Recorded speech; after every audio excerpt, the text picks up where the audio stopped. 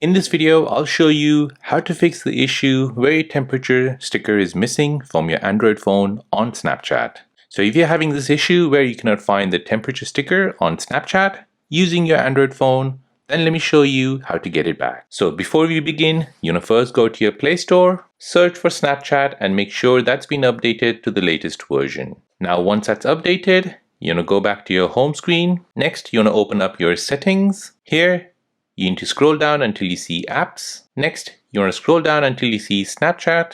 Tap on it. Now here, you want to go ahead and tap on permissions. And then you want to scroll down until you see location. Tap on it. And now as you can see, currently location is not allowed.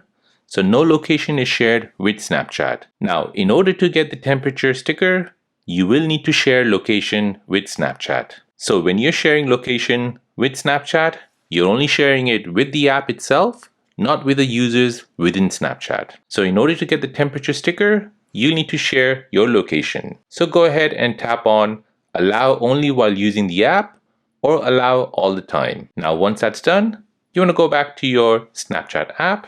Next, you want to go ahead and close the sticker library, take a new snap, then go to your sticker library, and now you'll see your temperature sticker appear.